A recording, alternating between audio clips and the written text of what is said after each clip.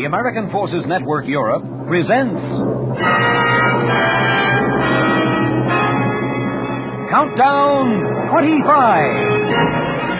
A silver replay of the best of AFN's 25 years on the air.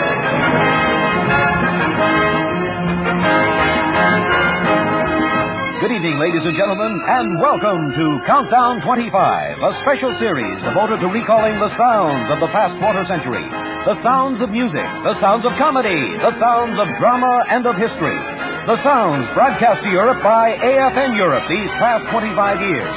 Tonight, another year from AFN's Sound Scrapbook.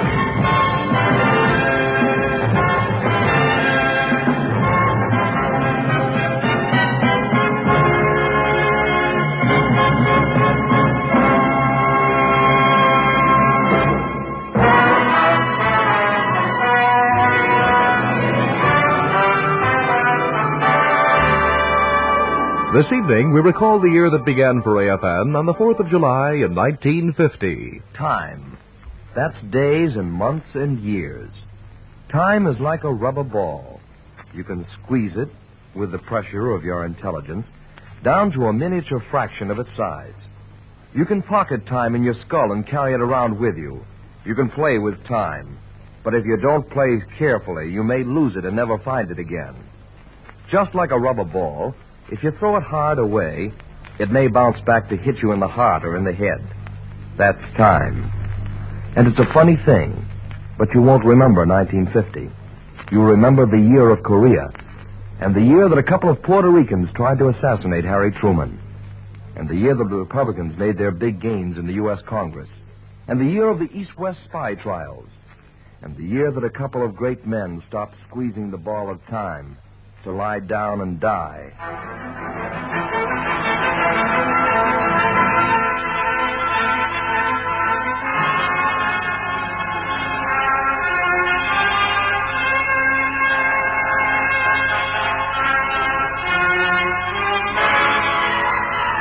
AFN's UCOM Bulletin of the Air presents 1950, A Mark in Time.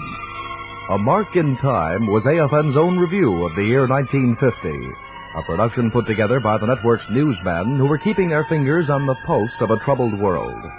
As the American Forces Network entered its 8th year of broadcasting, that pulse was running quick. North Korea had just invaded South Korea, and President Harry S. Truman had just ordered General of the Army Douglas MacArthur to aid the South Koreans. Even as AFN was celebrating its birthday on the 4th of July in 1950, American soldiers had begun to fall in a battle Mr. Truman termed a police action.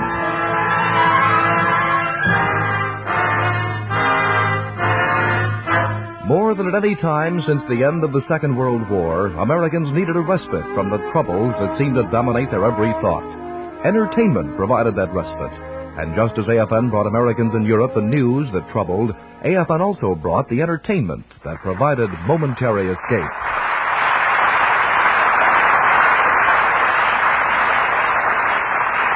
Thank you. Good evening, ladies and Wait. gentlemen. Hold it here. They know me. I took an ad in all the papers. They saw it. Yeah, I saw it. I saw your ad. It says comedian will meet audience anywhere willing to travel. I ran it right next to your ad. Barry Fitzgerald, come back. I need you signed, Old Choir Boy. Old choir boy. Now back up. Will you let me introduce you right? Yes, I see. Will you? Yeah. Let me introduce you right. What could you say about me that hasn't been said before? Well, I can tell the truth. On the air? This man lives more recklessly than Gussie Moran.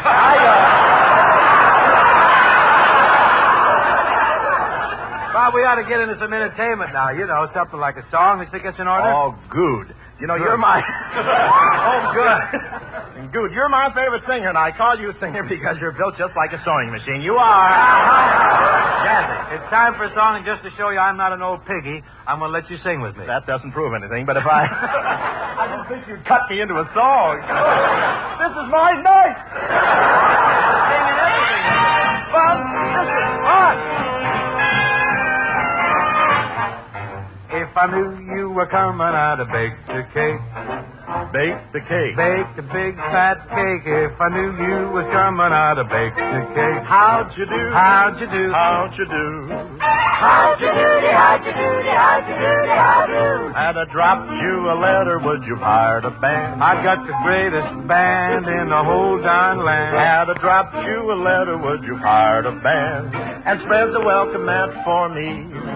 Now I don't know where you came from, 'cause I don't know where you've been.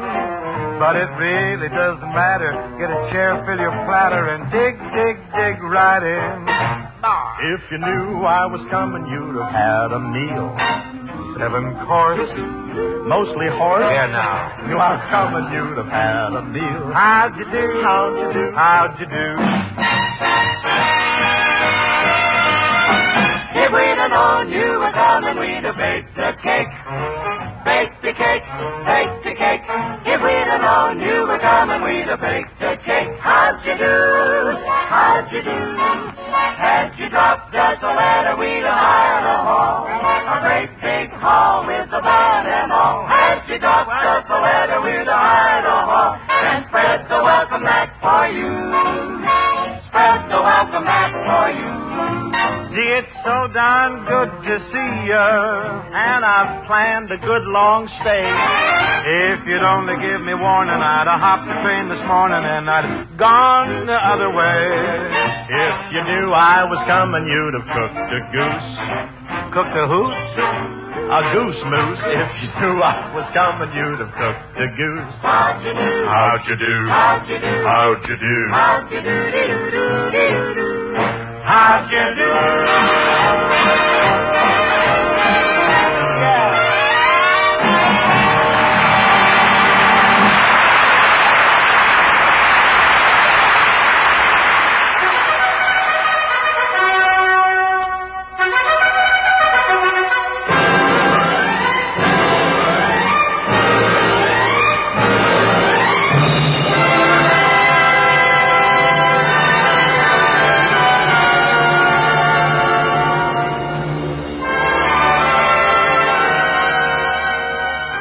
The 1950-51 Broadway season produced what is now recognized as one of the very best musicals ever produced, Guys and Dolls.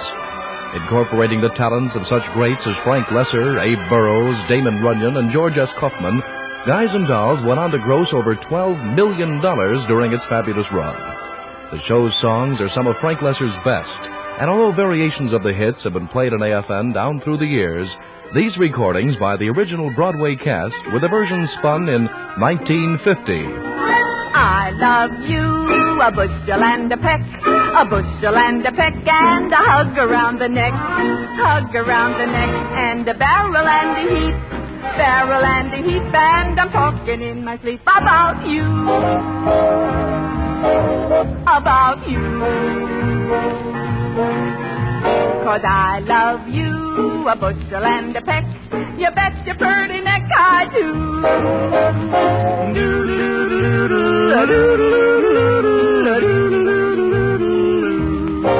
Ask me how do I feel. Ask me now that we're cozy and clinging. Well, sir, all I can say is if I were a bell, I'd be ringing.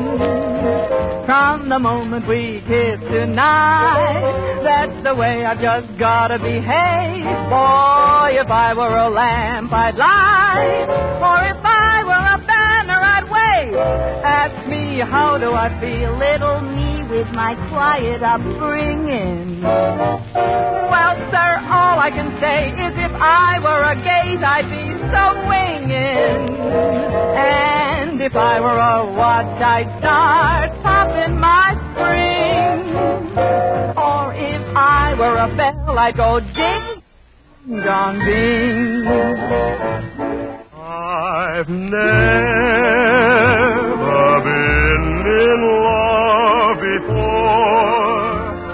Now all at once it's you forevermore. I've never been in love before. I thought my heart would say, I thought I knew the score. And Said to myself, sit down, sit down, you're rocking the boat. Said to myself, sit down, sit down, you're rocking the boat. And the devil will drag you under with a soul so heavy you'd never float. Sit down, sit down, sit down, sit down, sit down, you're rocking the boat. Sit down, sit down, sit down, sit down, sit down, sit down, sit down. Sit down, sit down, you're rocking the boat.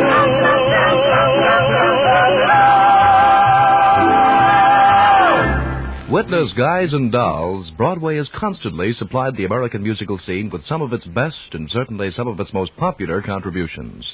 In 1950, there was one other Broadway opening that had a lasting effect on this musical scene. It was Irving Berlin's 8th appearance on The Great White Way, and the show was Call Me Madam. As America's ambassador to the mythical land of Lichtenberg, Ethel Merman stopped the show when she and Dick Haymes launched into the show's smash hit, You're Just in Love. I hear singing and there's no one there. I smell blossoms and the trees are bare. All day long I seem to walk on air. I wonder why. I keep tossing in my sleep at night. And what's more, I've lost my appetite. Stars that used to twinkle in the skies are twinkling in my eyes. I wonder why. You don't need analyzing. It is not so surprising that you feel very strange but nice. Your heart goes pitter-patter. I know just what's the matter, because I've been there once or twice.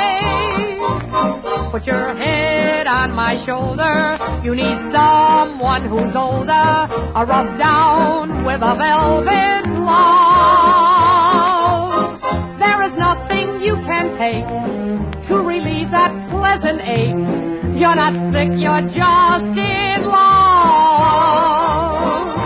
I hear singing and there's no one there.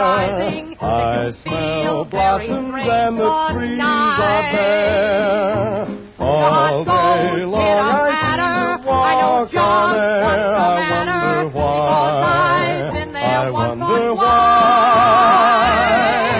I keep tossing in my sleep at night. And what's more, I've lost my appetite.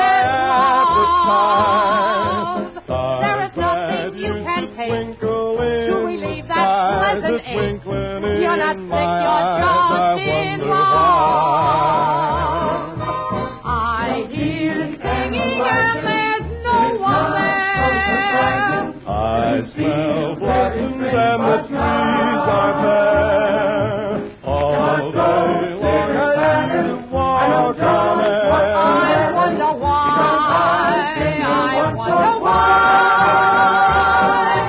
I keep tossing in my sleep at night.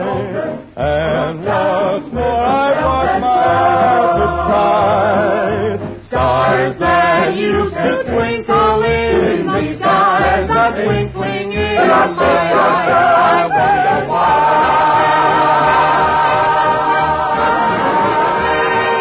By 1950, the American Forces Network had increased in size to make it one of the world's largest broadcasting systems.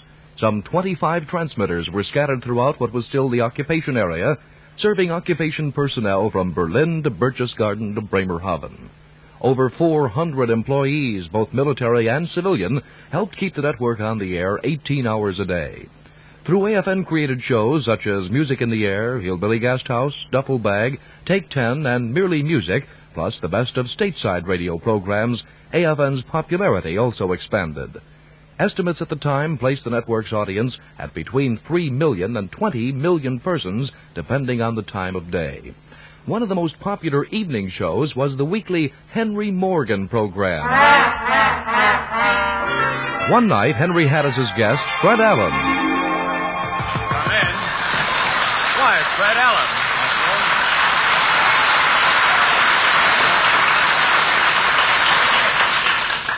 Good evening, Henry. Gee, Fred, I didn't think you were coming over. Well, frankly, Henry, I was listening to you, to your program on the radio, and I didn't think you were coming over either. So I decided to investigate. I examined my radio. There was plenty of distilled water in the battery, Henry. Both tubes were lit, both aglow. So obviously, Henry, something is rotten. Not in my radio. Not in Denmark, boy. But right here in this very studio. I know, Fred, and I appreciate it. Now then, Henry, let us analyze the situation. Here's what we have. We have the audience, you, and your material. Now, there's nothing wrong with the audience. They're alert, clear-eyed, and rich. Why, there's a man right there in the third row who has satin lapels on his sweatshirt there. Oh, they're very high class. This is a wealthy crowd. Now, that leaves it up to you and your material. Now then, are your jokes fresh and up-to-date, Henry? For example, did you tell a Leo DeRocha joke? Yes, I did. How does it go? Well, I said, did you ever notice that no matter how many times I get fired, DeRocha's always went up on me? Nothing happened, Henry. Well, Fred, I told the joke to the audience before. Well, I mean, nothing happened to me. Oh. True, I had my flints in my ears, but I'll take them out, Henry. I want to be your friend. Give me another chance. Try me on some other topical gem you must have up your sleeve there. It's lumpy there. Well, here's one I just got out through the shoulder here. Yeah. This is a joke about the fellow who was locked in a room for 10 years. Good. I can hardly wait. How does it go, Henry? Well, Fred, this fellow was locked in a room for 10 years. He came out, saw his shadow, and went back in.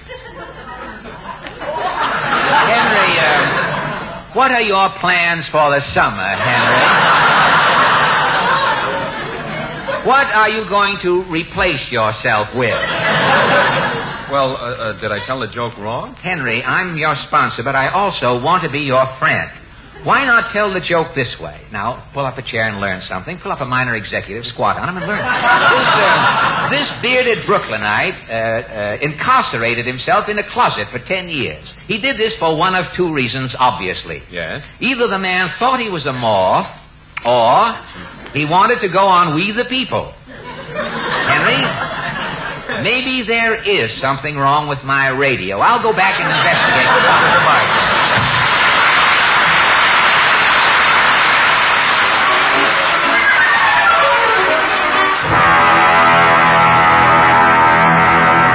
In 1950, many of radio's big names were switching to television, but several of radio's holdouts were still going strong. One of those holdouts was Al Jolson. On October 24th, however, the entertainment world was shocked by news that Jolie had died. Listen now to one of Al Jolson's last radio shows as aired on AFN.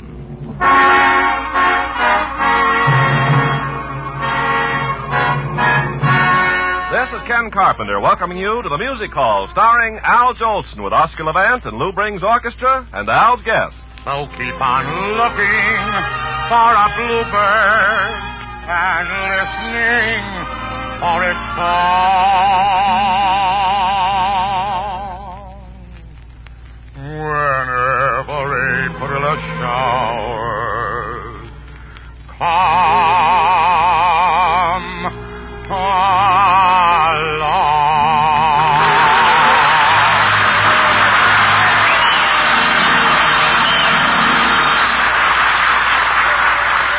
Thank you. Lou, bring some album music, if you please. I've been away from you a long time. I never thought I'd miss you so. Somehow I feel your love is real.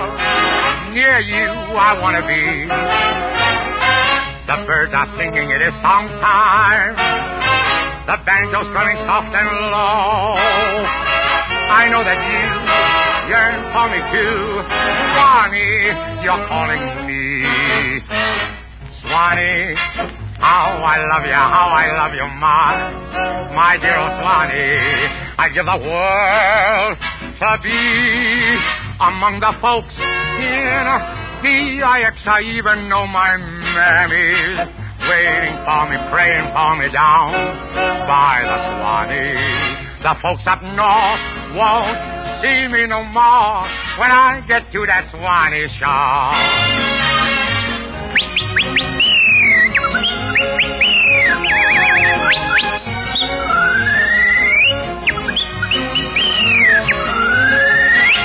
I love the old folks at home. Swanee, how I love you, my dear old Swanee. The folks up north won't see me no more when I get to that Swanee shore.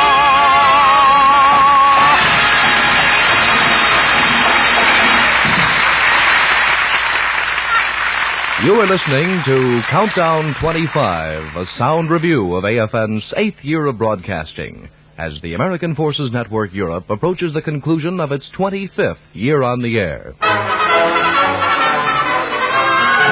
By late autumn of 1950, United Nations forces had the Korea situation well in hand. A brilliant landing by U.S. Marines at Incheon had checked the previous communist advances.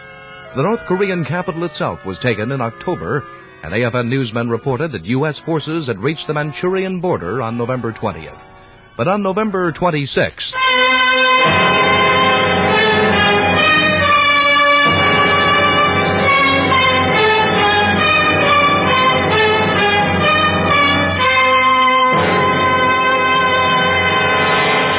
"200,000 Chinese communists entered the fight, storming across the Yalu River and pushing the Americans back below the 38th parallel. The voice of Warren Houston, America's delegate to the UN. The new situation arising from the Chinese communist intervention has created a serious problem for the United Nations, and this committee accepted our proposal for deferment without dissent. The Chinese communist intervention assumed such proportions that only a few days ago the United Nations formally found that the Chinese communists are engaged in aggression in Korea.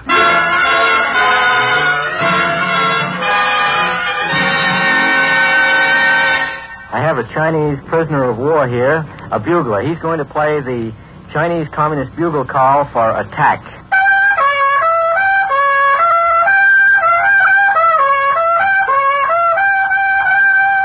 This wasn't my first time to hear the bugles blow, and I wouldn't mind it so bad if they could do a decent job. It sounds like a bunch of rookies. They more or less scream through those things, and it's really harasses the devil out of you. Yeah, I didn't like the sound of the bugles when they was playing. They just kept charging. As fast as we fired, they kept coming. Finally, we got them stopped before they got through. Another GI tells of his first day in combat. Oh, I'm a little nervous. First time under fire.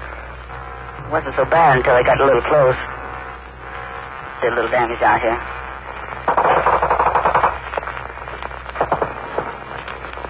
Lucky we got this wall here. First time. A little nervous now. Just hope they don't get any closer.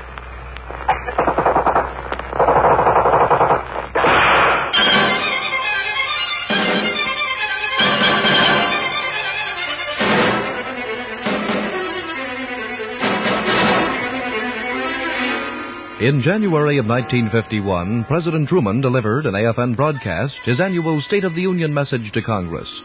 Speaking most of the time about Korea, the President attempted to explain America's purpose in that part of the world. This is our cause. Peace, freedom, justice. We will pursue this cause with determination and humility, asking divine guidance that in all we do, we may follow the will of God. Truman and General Douglas MacArthur soon thereafter were at odds over the general's plan to pursue the Chinese across the Yalu River. The chief executive let it be known privately that he thought his general was also trying to take matters into his own hands without coordinating policy with Washington. On April 11, 1951, Truman spoke to the American people. I believe with all my heart that the course we are following is the best course. I believe that we must try to limit the war to Korea for these vital reasons: to make sure that the precious lives of our fighting men are not wasted, to see that the security of our country and the free world is not needlessly jeopardized, and to prevent a third world war. A number of events have made it evident that General MacArthur did not agree with that policy.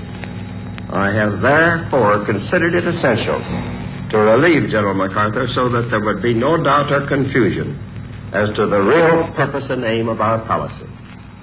It was with the deepest personal regret that I found myself compelled to take this action.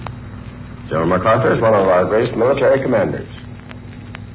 But the cause of world peace is much more important than any individual.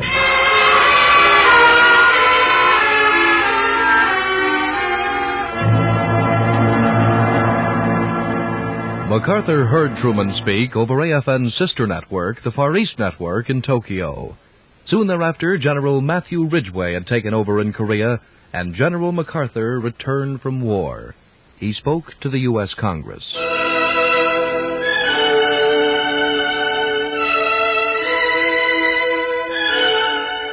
The world has turned over many times since I took the oath on the plain at West Point, and the hopes and dreams have long since vanished. But I still remember the refrain of one of the most popular barrack ballads of that day, which proclaimed most proudly that old soldiers never die. They just fade away. And like the old soldier of that ballad, I now close my military career and just fade away. An old soldier who tried to do his duty as God gave him the light to see that duty. Goodbye.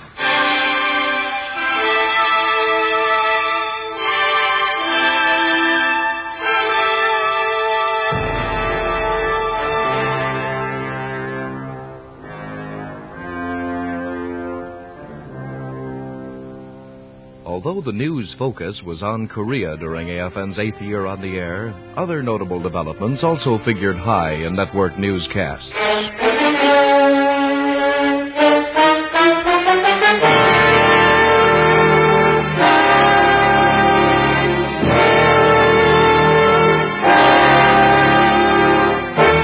On November 1st, 1950, AFN reported the shocking news that 2 Puerto Rican nationalist fanatics had attempted to kill President Truman.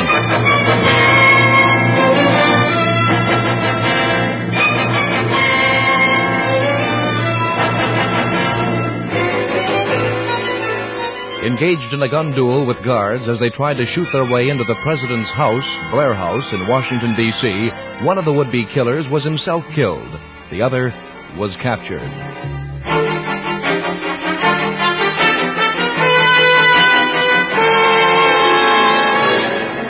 Also in the nation's capital, much attention was given in 1950 to Tennessee Senator Estes Kefauver's investigation of nationwide criminal organizations. One of the most heated exchanges ever to erupt on Capitol Hill began when Senator Tobey of Kefauver's investigating committee confronted Frank Costello's attorney. Where the law provides that bookmaking is one of the specific reasons for the revocation of a license that no court would have reversed the finding of Commissioner Downing and his commissioners. I make that definitely, and I'd like to have any lawyer look up the law and see if I'm wrong. At least I was convinced that was true. And so after 5 years of plugging in hard work, I find our license in jeopardy. And how did you think Costello was going to do the job? It wasn't what I thought. It's how he thought. You don't reach up at the air and pull somebody down unless you have confidence in them, do you? Listen, Senator, it wasn't what I thought. I didn't think they were there to begin with. It's what the commissioner thought. You thought so to the extent of $60,000 of your own money. I did nothing of the kind. You put $60,000 in, didn't you? Well, I've explained time and time again why I paid the $60,000. I'll leave it to any fair-minded person. Well, I resent your remarks and Well, you your can resent it. The characterization. hell freezes over there. Well, I'd like to know what you think it was done for, then, and I'd like to have the I opportunity don't to know what answer it's you. done for, but it's... I'd love to have I'm the a opportunity. cynic about the whole thing. I think any fair-minded person is, too. I'd really like to have you express your idea of what you think it was for, and give me an opportunity to reply. Perhaps I will before you get through. I'd be very happy. Back in Southeast Asia, there were rumblings in the newly born Indo-Chinese state of Vietnam. Premier Tran Van Hu was appealing for American arms to help defend the area from communism, and the U.S. pledged $200 million for arms and equipment for Hu's government. 1950 also brought news over AFN that Richard Nixon had been elected a senator from California, that color television had become a reality, that George Bernard Shaw had died at the age of 94, that birth control would probably be a reality in 10 years, and that the Yankees had defeated Philadelphia.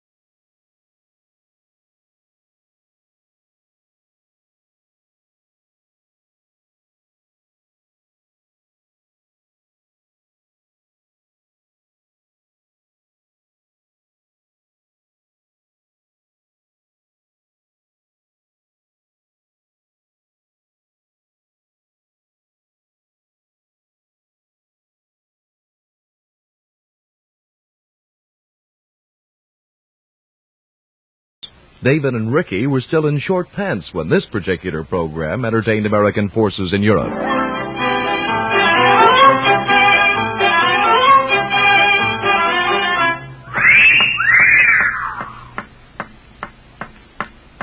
Hey, you should see what's walking ahead of me. She doesn't live in this neighborhood. Say, she's pretty cute. Hey, wait a minute. Somebody else has seen her. Look at him trying to catch her. The wolf. Hey, he looks like... Why, it is. I wonder if he knows her. I beg your pardon, miss. Yes. I know this sounds awful corny, but I know you from someplace, and I know you very well. Well, I don't see... Wait a minute, I've got it! Aren't you a long way from Ridgefield Park, New Jersey? Why, of course. Of all people, Oswald Nelson. You're Gloria Graham. Oh, gosh, it's good to see you. You don't live here in town, do you? Oh, no, I'm just here for a visit. I'm staying with a girlfriend who lives over in the next block. What are you doing here? We live just a couple of doors down the street. Well, I don't know why I didn't recognize you right away. Well, you haven't changed a bit. Oh, well, thanks. Of course, you put on a little weight. Well, this is a heavy suit I'm wearing. I've been trying to think. Now, when was the last time I saw you? Oh, I think it was one of the football games. Yeah, yes, it was. I remember. And we stopped in at the drugstore and had a soda. Oh, gosh, that was a long, long time ago. Well, not so very long. It must have been at least 12 years. Well, it couldn't have been more than 4 years. 5 at the very most. Well, no, Gloria, I've been married now. Now, I remember now. It's exactly 4.5. Yes, but... It was a football game in September, the last time I saw you, exactly 4.5 years ago. 4.5. But you say you're married now? Oh, yes. Got 2 children, both boys. Married and 2 children. Well, imagine the things that can happen to one in just 4.5 years. How old is your oldest? He says he's 10.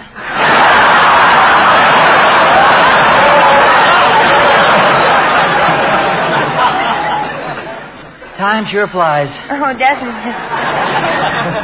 it? Say, would you like to meet my wife and the boys? Well, I'd love to sometime. No, I mean right now. We live just down the street a ways. Well, I'd love to, but I've got to catch a train out tonight. Oh, come on. Just drop in and say hello.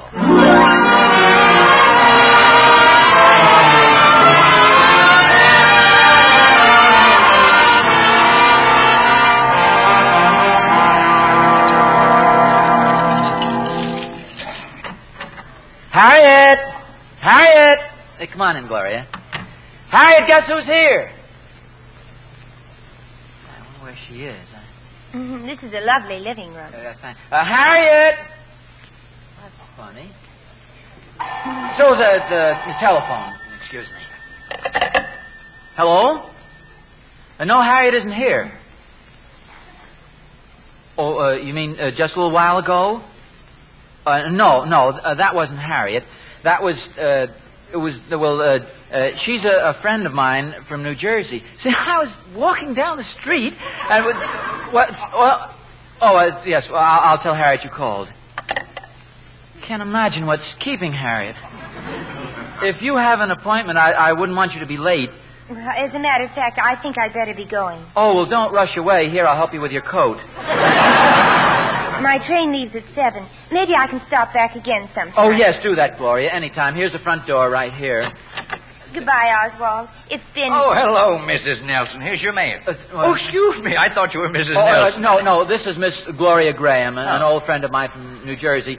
Miss Graham, may I present the postman? Postman, this is Miss Graham. How do you do? I may see you again before I leave, Oswald. Bye-bye. Goodbye. A registered letter for Mrs. Nelson. Is she here? I'll tell you. Mrs. Nelson isn't at home. Oh. I thought Mrs. Nelson was Thank home. you.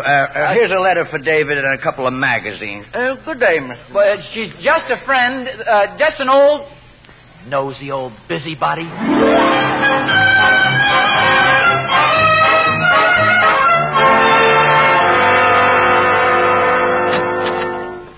Careful those packages, boys. I will, Mom. Don't worry about me, Mom. I'll bring them right in here in the living room. Oh, hello, dear. Hi, Pop. Hi, Pop. Hello, boys. Harriet, where have you been? Shopping. Shopping in the middle of the day? Well, that's the only time the stores are open. Put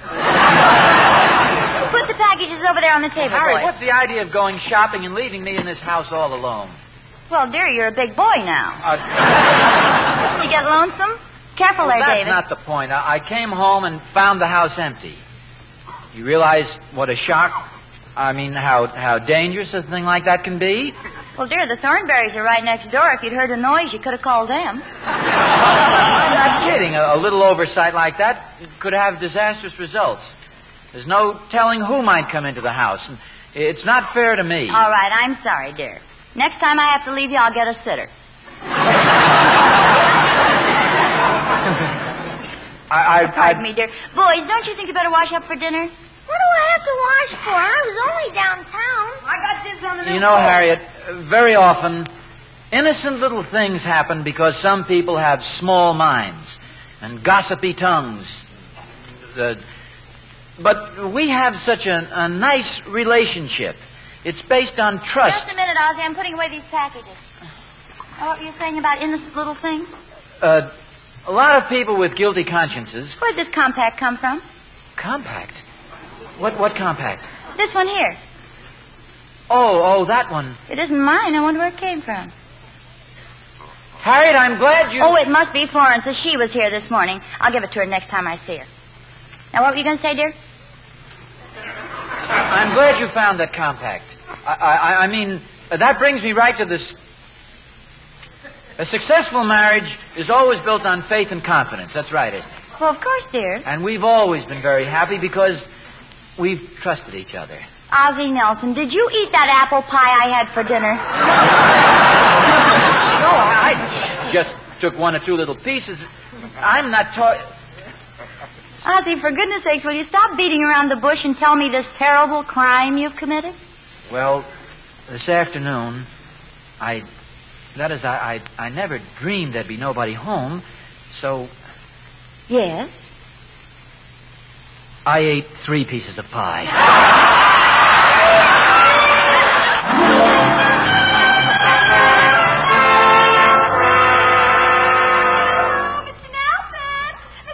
Oh, hello, Emmy Lou. Didn't you hear me calling you? I had to chase you around the garage. Now, look, Emmy Lou, I know exactly what you want to say.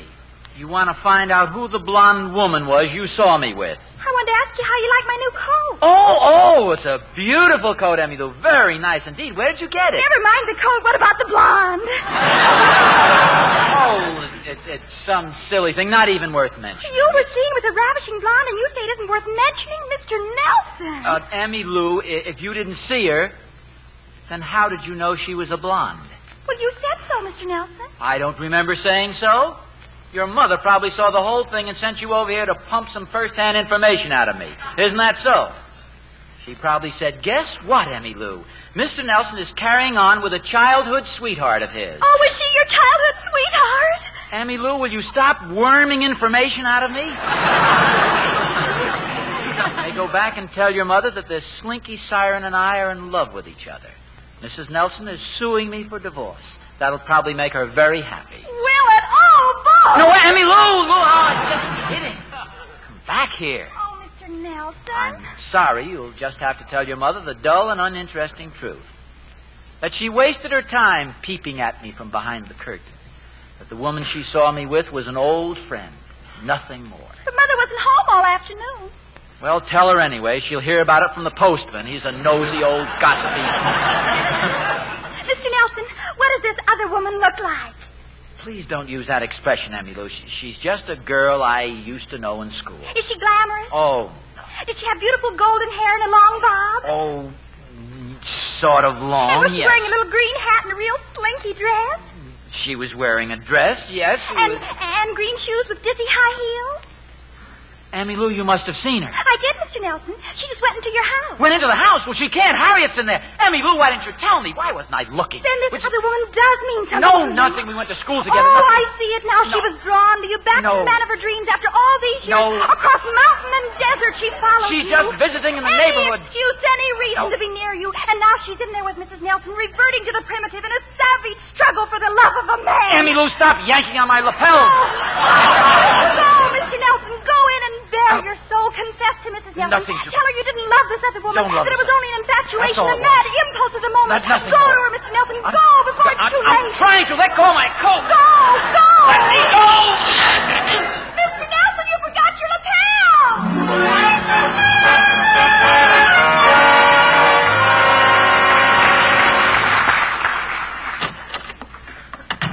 So I said, well, if that's the price, I'm certainly not going to argue about it. Well, I don't blame you, Harriet. And the ridiculous part of it is, Gloria, that you can get exactly the same dress at the Emporium, the same identical thing. Harriet, Gloria, before you say anything, let's remember we're living in a modern age. We can discuss a situation like this intelligently. Hello, dear. Well, Oswald, I'm back, and I love your wife. You know, you won't believe it, Gloria, but I saw a hat, the exact duplicate of a Daché original in a shop downtown. And dresses, Harriet. In this month's issue of Vogue. Please, girls, let's not hide our feelings like this. Let's face this thing now, have it out with and done. I have no secrets. I feel no shame. Oh, just a moment, dear. What were you saying, Gloria? Oh, Harriet. Harriet, I do have to leave. The train's at 7, and I still have 1,000 things to do. I'm so glad you stopped in, Gloria. How does it happen that you two know each other? Oh, Gloria came in and introduced herself. Why on earth didn't you tell me she was here this afternoon? Well, he probably didn't want you to know he was alone in the house with a blonde. Oh, yes, that's right. My goodness, Gloria, weren't you afraid? Not a bit. Oh, that's right. I forgot you know him.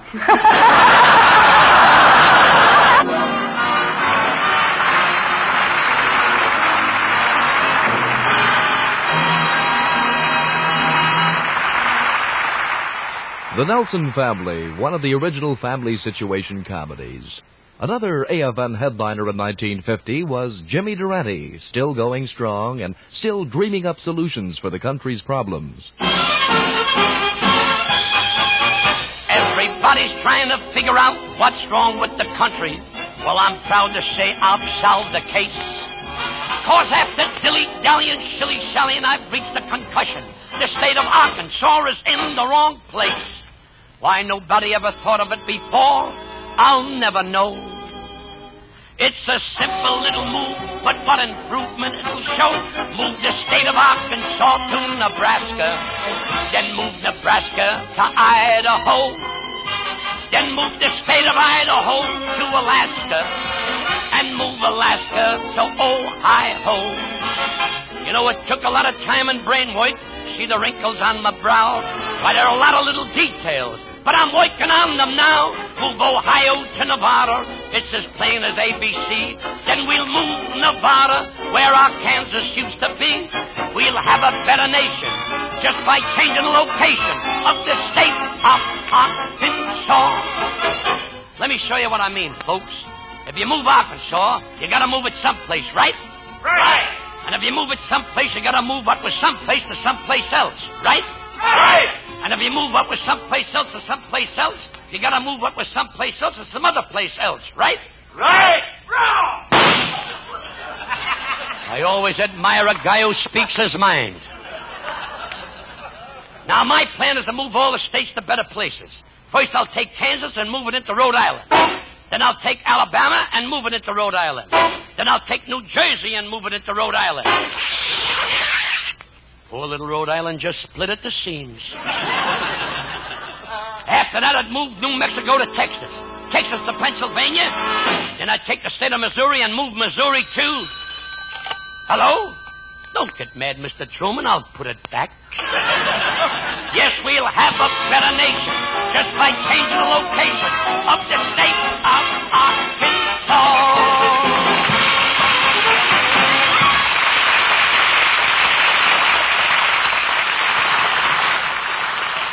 By 1950, AFN's record library had grown to over 400,000 records. Records such as these, the top hits of the year, and leading off with the biggest hit of the year, sung by Mario Lanza. Be my love, for no one else can end this yearning, this need that you and you alone create.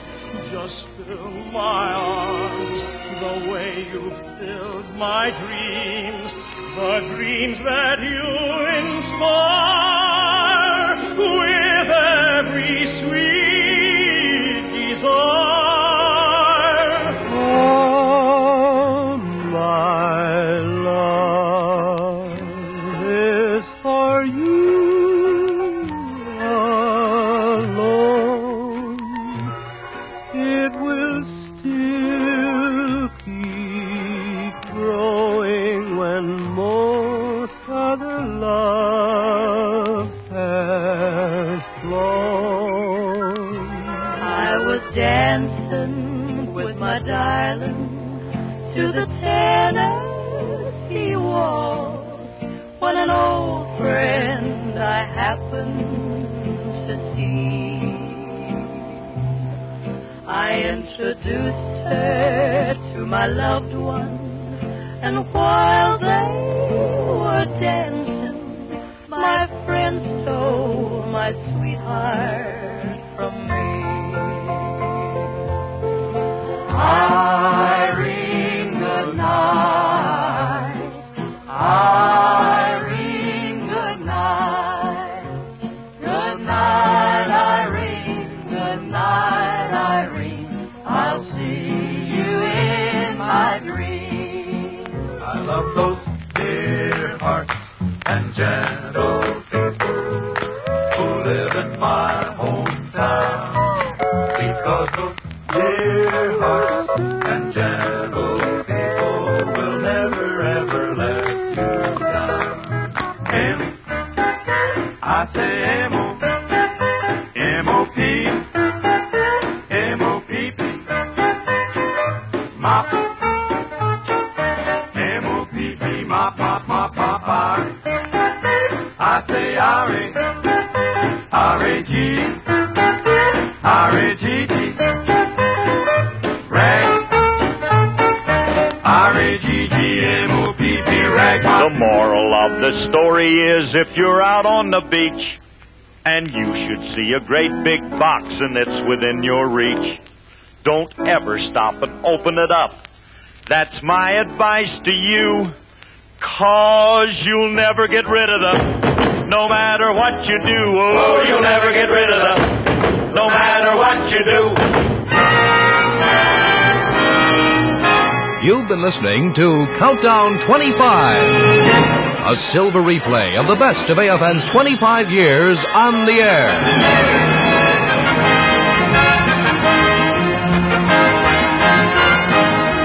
Tonight, AFN has brought you the sounds of its 8th year of broadcasting, the sounds that began emanating from AFN's transmitters on the 4th of July in 1950.